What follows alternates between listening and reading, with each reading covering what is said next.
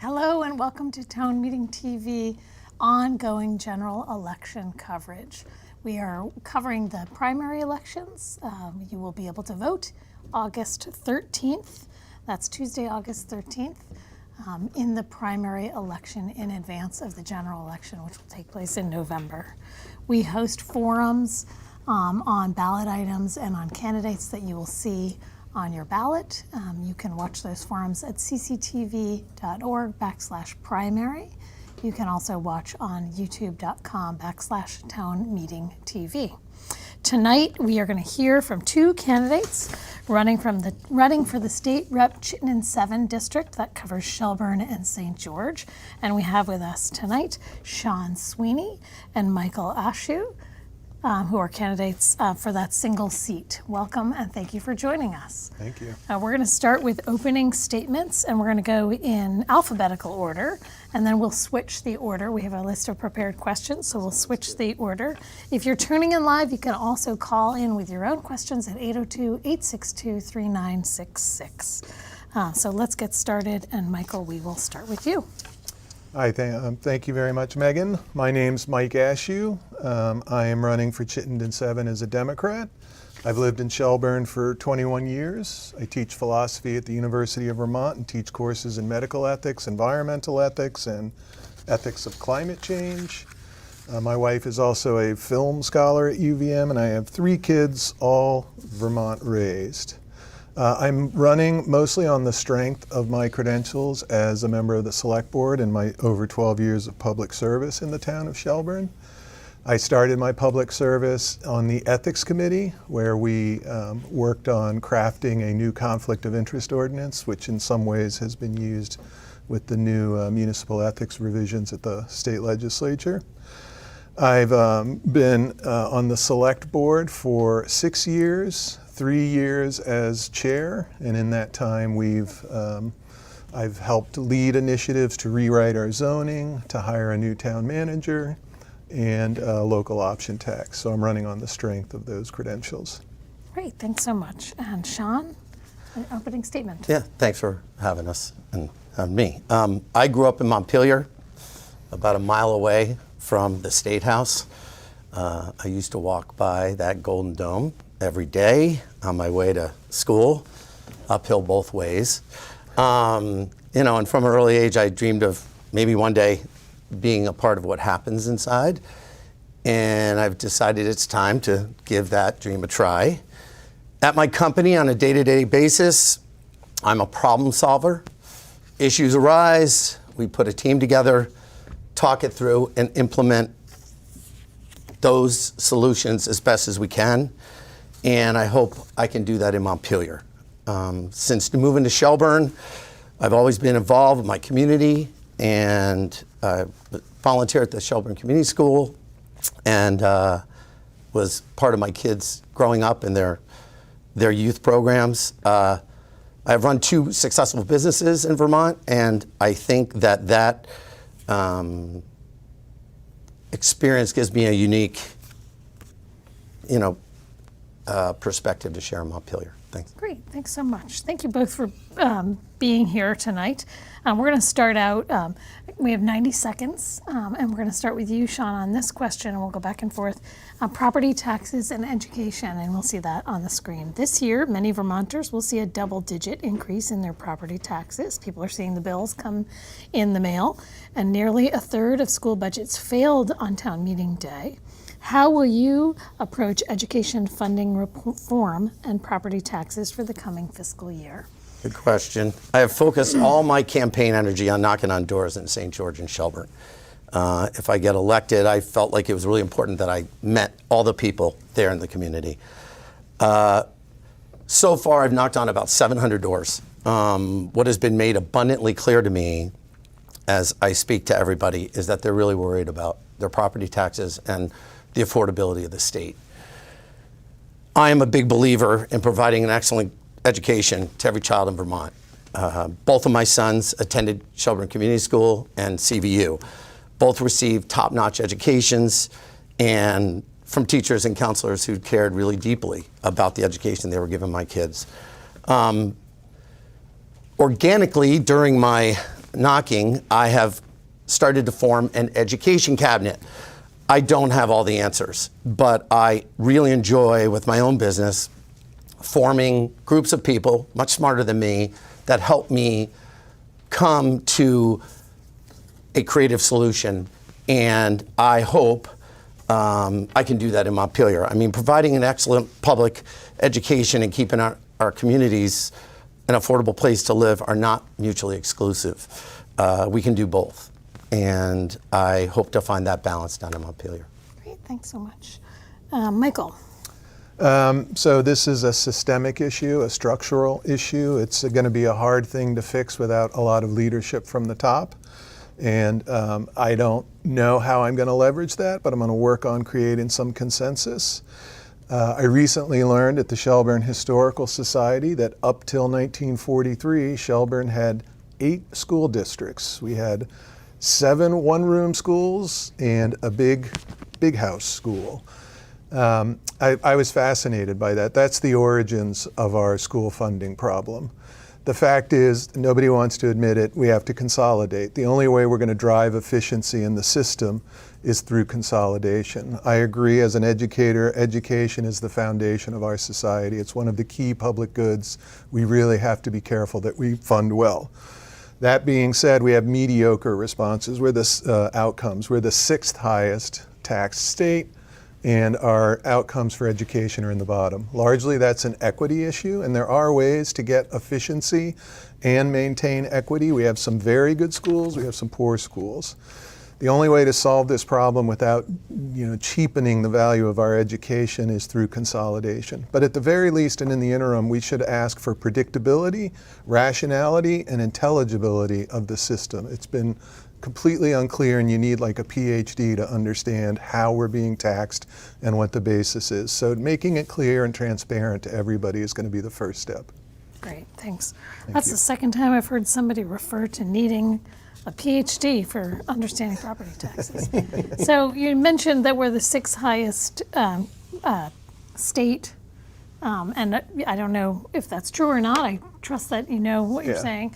We're on to the next question on progressive tax initiatives. This year, Democrats in the House proposed new taxes on the state's highest earners and largest assets, including an increased income tax on earners over $500,000, an increased property tax, transfer tax on properties over $750,000, and an increased corporate income tax.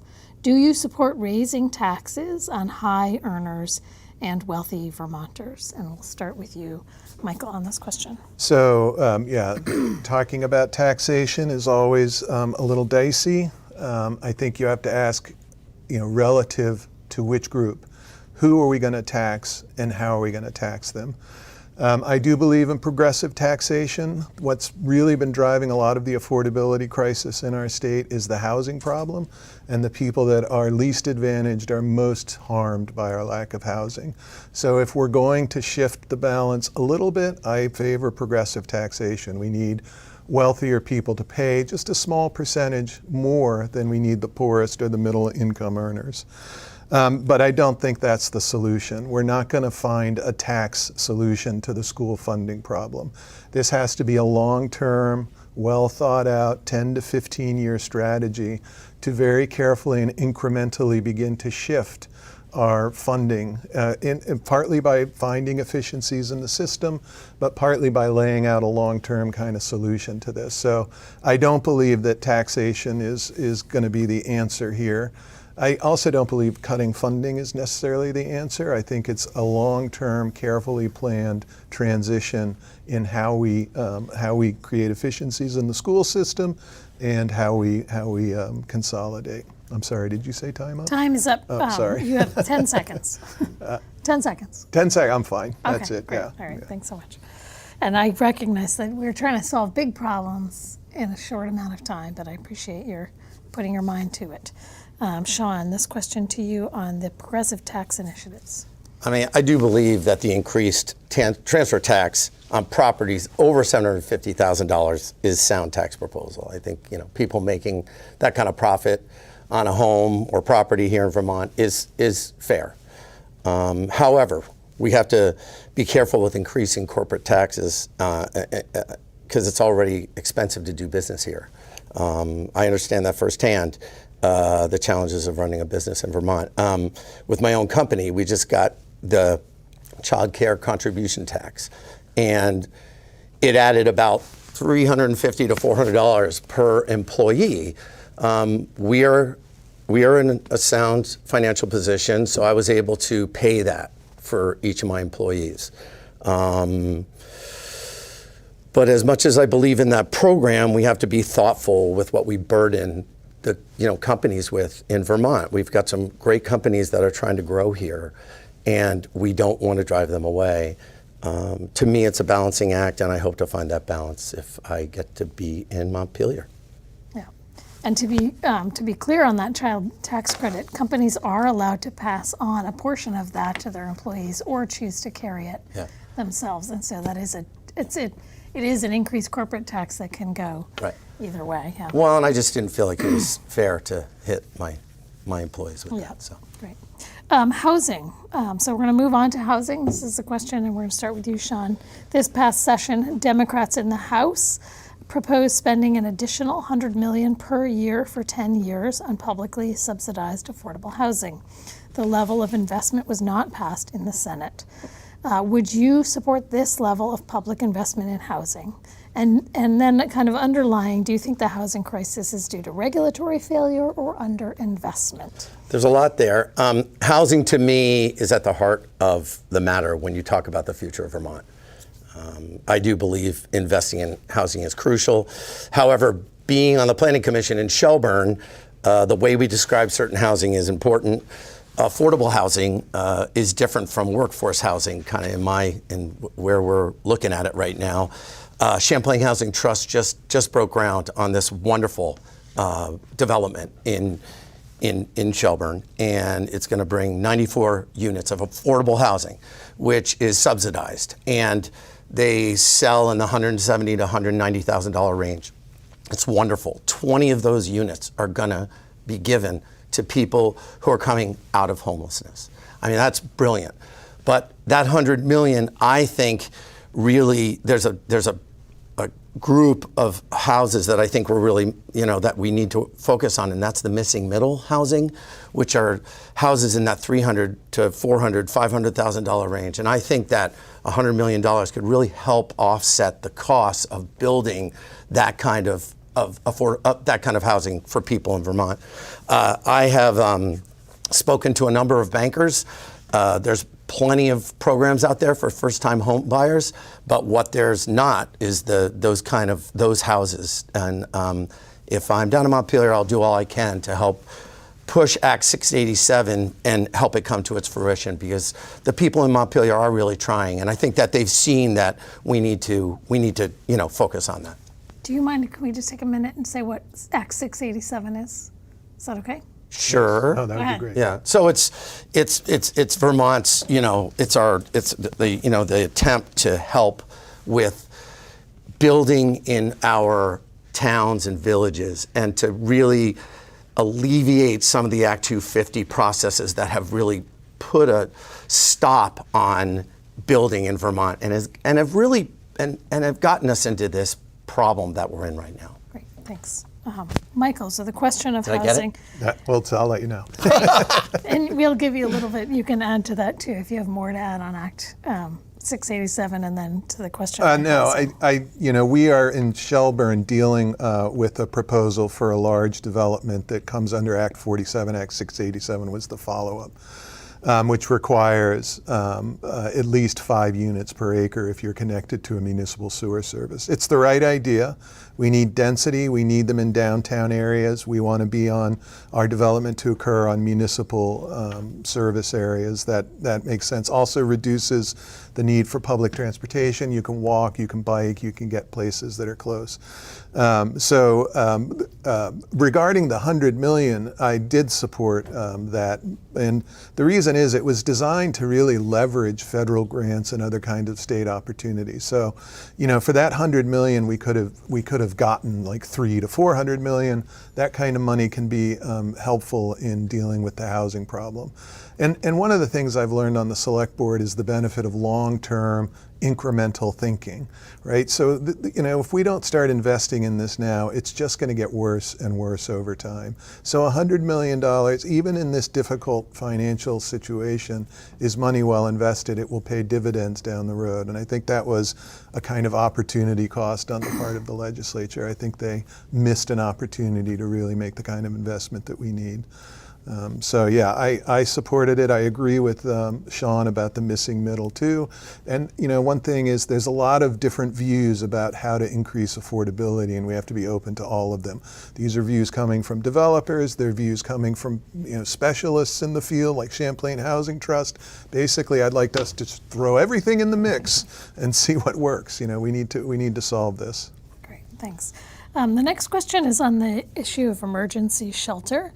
And it would also be nice just to have a picture of what you're experiencing around homelessness in Shelburne and St. George. Vermont reported 3,295 people experiencing homelessness in 2023, up from 1,110 in 2020.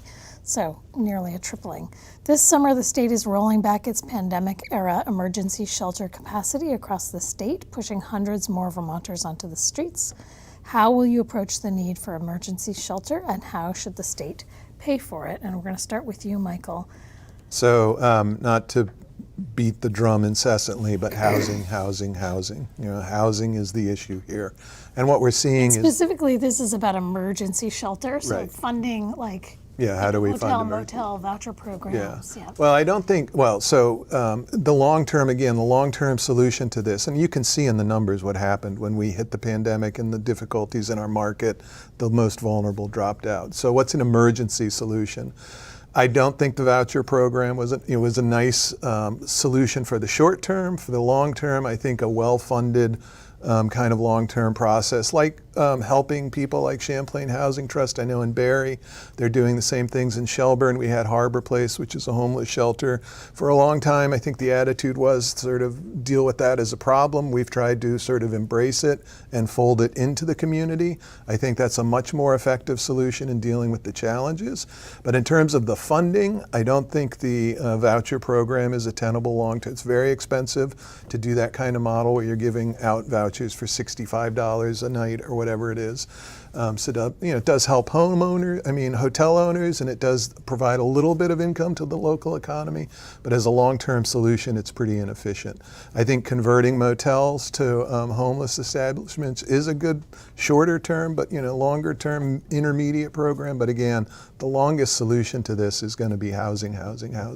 We are also dealing with other issues around homelessness that should be addressed as well, but that's where I would start. Great. Well, we can get into that in a little bit. But Shawn, this question to you around emergency shelter and how to meet this crisis. Yeah.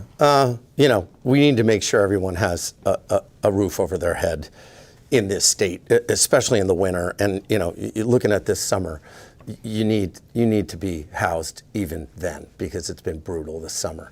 Looking at the numbers, I would like to see us maybe just short-term renegotiate some of those deals we have with the hotel owners.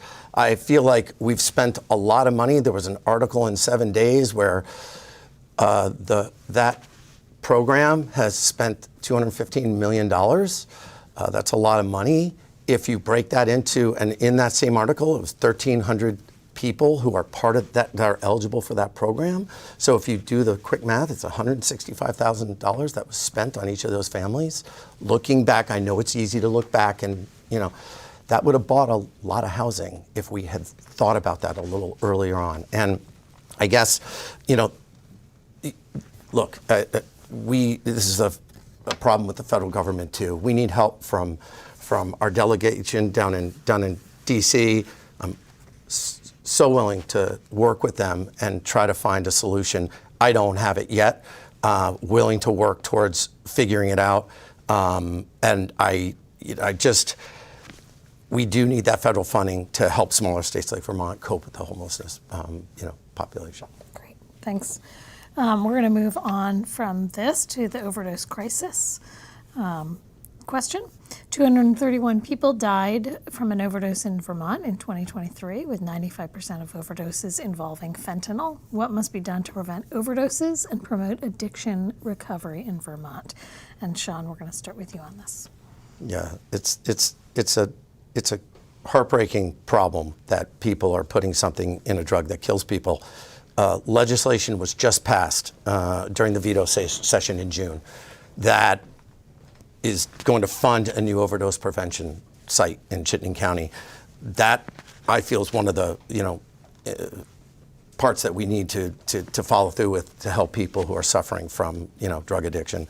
But for me, I do see it as kind of a systemic failure of a bigger problem, and I really do think it has to do with mental health and us supporting people in a better way with their being more effective with us helping them with mental health issues. And I know that one of the mental health facilities was just closed down here in Burlington, and I feel that that's something that we should have supported and we should have found some funding for. So it's a complex problem, and I think I need to understand more about it, and I do think that the prevention, like having that facility, is going to be helpful. Great, thank you. And Michael? Addiction is a hugely complicated problem. I don't pretend to understand it. I taught medical ethics. I've taught medical ethics at the University of Vermont. I taught medical ethics to pharmacy grad students at the Albany College of Pharmacy, which was over by Costco. They had a satellite. And we studied some of these attempts to solve addiction. It's extremely difficult. It's the bigger problems in the U.S. with the opioid epidemic that we're feeding into. We also have control of drugs in the state of Vermont, and we are in one of these main routes for drug supplies up and down the East Coast, so that's been a problem.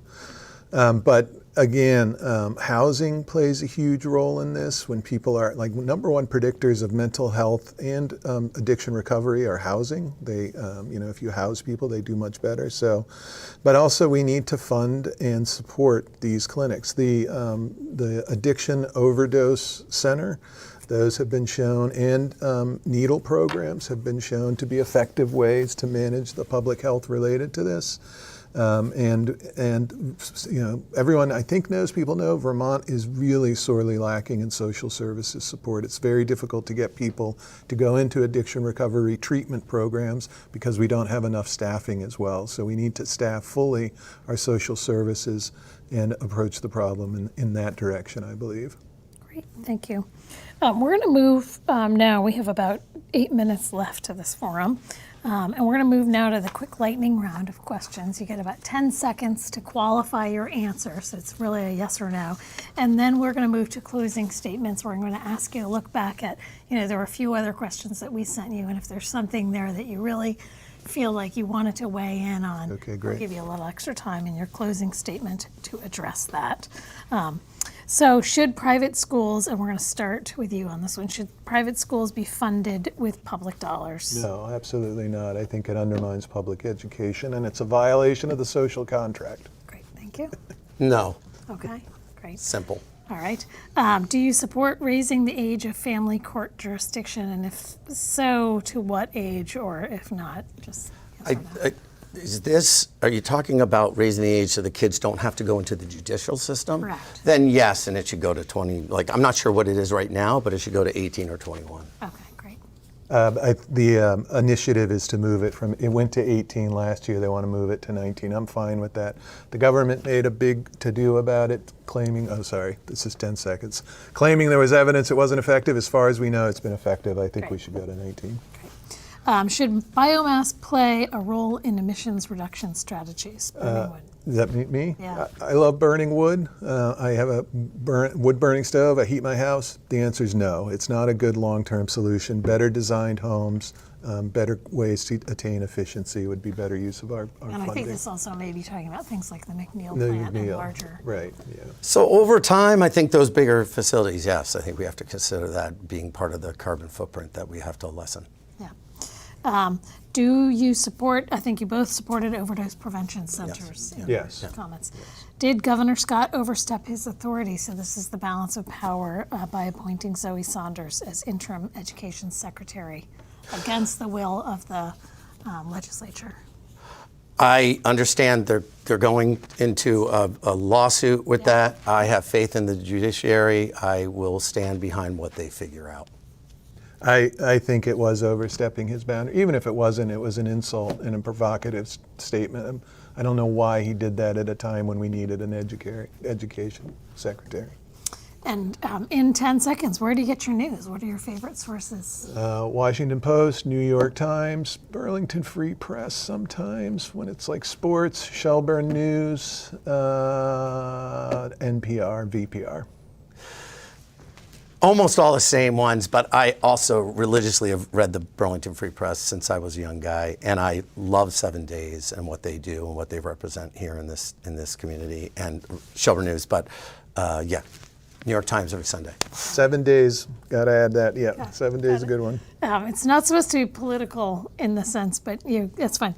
And then we'll wrap these two together. Do you ride the bus, and what's your favorite ice cream? I don't ride the bus, but I was able to get a bus shelter put on my property in Shelburne for the people who live behind me because they only had a sign to stand next to. So we recycled one from Williston and we got it out on Shelburne Road. And I will take a large chocolate creamy with chocolate sprinkles at Burlington Bay Market any day of the week. Great. I don't ride the bus, and I'm very happy Shawn did that. Kudos. Scoops in Shelburne, best ice cream. Great, thanks. So we didn't get to climate justice. We didn't get to criminal justice, immigration, the political temperature, or healthcare, all of those questions. And so we're going to move to closing statements. And if there's something that we didn't get to, generally we give about 60 seconds. So we'll give a minute and a half for each of you. And if you can just, who started? Oh, you did. So we'll start with you on the closing statements and we'll wrap it up that way. Thanks so much for being here. I mean, I sit on the Planning Commission in Shelburne, and we are in the middle of a pretty substantial rewrite of our zoning bylaws. And obviously, Mike's, over at the select board. So we're working in tandem.